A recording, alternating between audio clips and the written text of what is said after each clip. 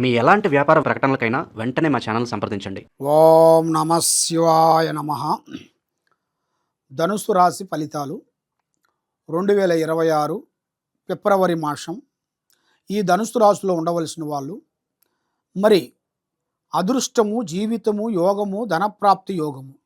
మరి ఇలా జాతకంలో చూసుకుంటే ఏ విషయమైనా కానీ రాంబాణం మాదిరిగా ఉంటుంది. ఏ మాట మాట్లాడినా కూడా ఆలోచించి ఒక మాట చెబుతుంటారు. ఆ మాట కరెక్ట్గా గురువుగా కరెక్ట్గా సెట్ అవుతుంటుంది.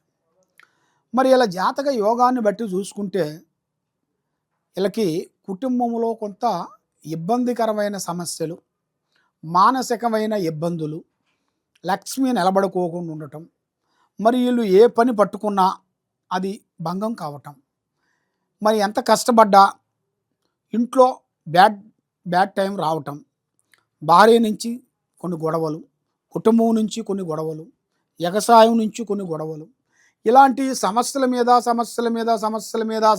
మీద ఎక్కువగా కనబడుతుంది. కాబట్టి మరి ఇలా జాతక యోగాన్ని పెట్టి చూసుకుంటే వీళ్ళకి అదృష్ట యోగ టైం అనేది ఇప్పుడు మొదలవుతుంది. కాబట్టి 3 గ్రహాలు వీళ్ళ మీద ఘోషిస్తున్నాయి. ఈ 3 గ్రహాలు ఘోషించిన దానివల్ల, రావుకేతువుల గ్రహాల వల్ల వీళ్ళకి అంటేది అంటుకోకుండా, ముట్టేది ముట్టకోకుండా, చేతికాడికి వచ్చింది నోటికి అందకోకుండా పోవటం, ఎవరు నమ్ముతారో ఆ నమ్మిన వాళ్ళ నుంచి కొన్ని విరోధాలు రావటం, ఏ కార్యక్రమం చేయాలనుకుంటారో ఆ కార్యక్రమం నుంచి కొంచెం గొడవలు రావటం, మరి భూమి నుంచి కానీ, పెద్దవాళ్ళ నుంచి కానీ, వ్యవసాయం నుంచి కానీ, గృహం నుంచి కానీ కొంత సమస్యలు కొంత ఎదురవుతున్నాయి. మరి ఇలాంటి సమస్యలతో వీళ్ళు చాలా వరకు సతమతం అయిపోతున్నారు. మరి వీళ్ళకంటూ ఒక టైం అనేది ఎప్పుడు రాబోతుంది? ఈ నెల 19వ తారీఖు నుంచి కొంత దిశ టైం అనేది కొంచెం ఎదురొచ్చే మార్గాలు కూడా చాలా వరకు కొంచెం కనబడుతుంది. కాబట్టి ఒక స్త్రీ నుంచి లేనిపోయిన సమస్యలు కొంచెం ఎదురొచ్చే మార్గాలు ఉన్నాయి. కాబట్టి వీళ్ళకి రాజకీయంలో చాలా వరకు అభివృద్ధిగా ఉంటుంది, వ్యవసాయంలో విజయంగా ఉంది, చదువులో అభివృద్ధి, కాబట్టి బిగినీస్లో విజయము, స్త్రీ విషయంలో వచ్చేసి చాలా వరకు ఇబ్బందులు ఎక్కువగా కనబడుతున్నాయి. స్త్రీ వల్ల ఒక సింహబలుడు దత్తమైపోయాడు. ఆ విధంగా సీతమ్మ వల్ల రామణ బ్రహ్మ ఎలా ఇబ్బంది పడ్డారో అందరికీ తెలుసు. కాబట్టి వీళ్ళ జాతకంలో కూడా ఒక స్త్రీ నుంచి కొంత సమస్యలు కొన్ని రాబోతున్నాయి. అంటే ఆ స్త్రీ వల్ల లేనిపోయిన సమస్యలు కొంచెం తేవటం, లేనిపోయిన సమస్యల్లో ఇరికియటం, దానివల్ల పోలీస్ స్టేషన్ చుట్టూ కానీ, కోర్టు చుట్టూ కానీ తిరిగే సమస్యలు కొన్ని రాబోతున్నాయి. కాబట్టి మీరు అతి జాగ్రత్తలు మీరు కొన్ని పాటించాలి.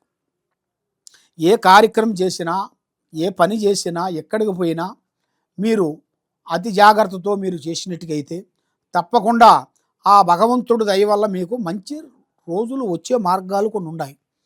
కాబట్టి దరిద్ర టైం 24 గంటలు తిరుగుతూనే ఉంటుంది.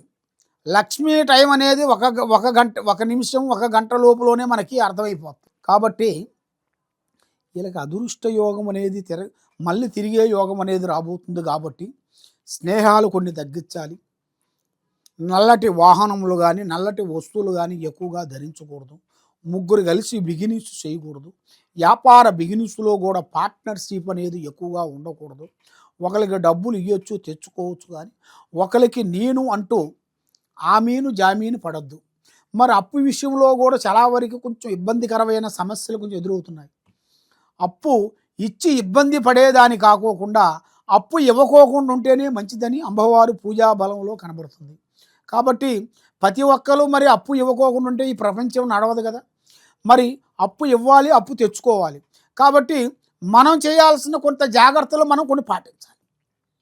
మరి ఆ జాగ్రత్తలు మనం పాటించుకోకుండా ఏమి కాదులే అన్నట్టుగా కొంచెం ఆలోచించినట్టుగైతే దానివల్ల ఎన్నో సమస్యలు కొంచెం ఎదురొచ్చే మార్గాలు ఉన్నాయి. మరి వ్యవసాయంలో జాయింట్గా చేయకూడదు.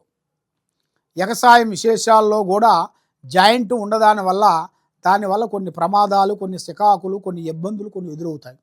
కాబట్టి బిగినీస్ విషయంలో జయము, దాంట్లో ఎలాంటి ఇబ్బందులు అనేది ఏం లేదు. కాబట్టి వీళ్ళకి ఈ నెలలో మారిన తర్వాత వచ్చే కొత్త సంవత్సరము అంటే మార్చి నుంచి నూతన పనులు కొన్ని ఎదురవుతాయి. నూతన పనులు ఎదురు కావటం అంటే కొత్త కొత్త కార్యక్రమాలు, కొత్త కొత్త పనులు, కొత్త కొత్త బిజినెస్సులు, స్థాన మార్పిళ్ళు ఇలాంటివి కొన్ని ఎదురవుతాయి. దాని నుంచి వీళ్ళకి మంచి రాజయోగం రాబోతుంది.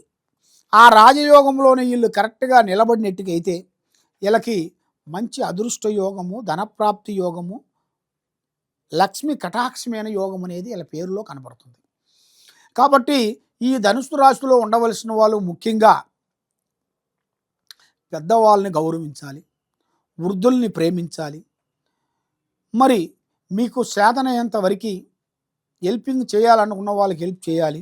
మనం హెల్ప్ చేయొద్దు అనుకునేట్టుగా దాన్ని వదిలేయాలి, కానీ దాన్ని ఎక్కువగా ఒత్తిడి చేయకూడదు. ఆ ఒత్తిడి వల్ల లేనిపోయిన సమస్యలు కొంచెం ఎదురవుతాయి. మరి మీ జాతక యోగాన్ని పెట్టి చూసుకుంటే జయ శ్రీరాముణ్ణి పూజించాలి.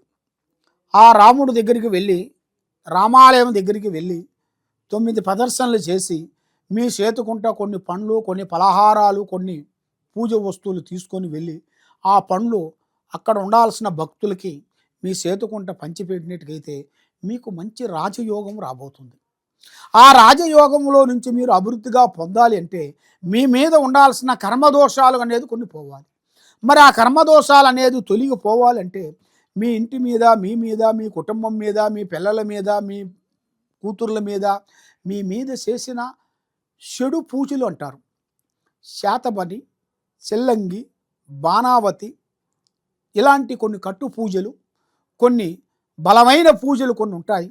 ఆ బలమైన పూజలు మీ కుటుంబానికి చేసిన దాని వలన మీకు కుటుంబానికి డెవలప్మెంట్ కాకోకుండా చేతికాడికి వస్తుంది, నోటికి అందుకోకుండా పోతుంది. కాబట్టి అలా నోటికి అందుకోకుండా పోకోకుండా కరెక్ట్గా మీకు నిలబడాలంటే దానికి చేయాల్సిన పూజాబలం చేయాలి.